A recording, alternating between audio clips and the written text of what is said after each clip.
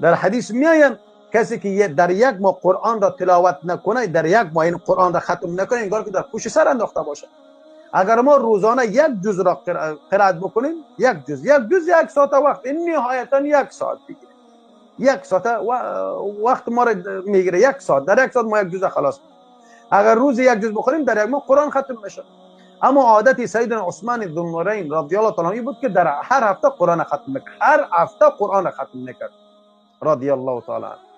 این حال ما فکر بکنیم که حتی که خود در روز یک جز زبانی که ما در روز حتی یک سفر هم قرائت ما نمیکنیم، در روزی یک سفر ما قرآن را چی میکنیم؟ قرائت نمیکنیم.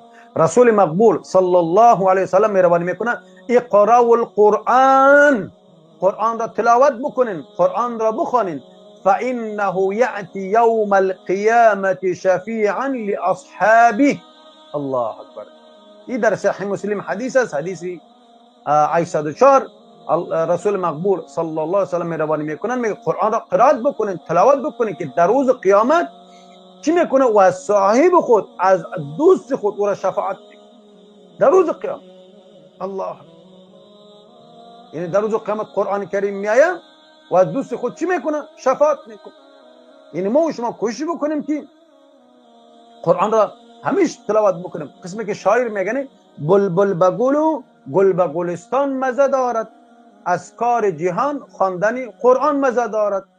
باز شاعری دیگه میگه که اگر خواهی دلت پر نور قبرت بر ضیا گردد، اگر خواهی دلت پر نور قبرت بر ضیا گردد، انیس و صبح و مسا قرآن. اگر میخوای قبرت پر نور شود، مطمئن شود، چیکو در صبح و شام قرآن را تلاوت بکن.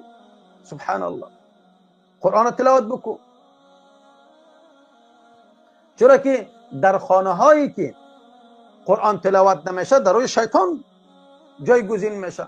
مثل که در خانه که ذکر نیست، رسول اکرم صلی الله علیه و سلم مهربانی میکنه مثل که خانواده مرده است. الله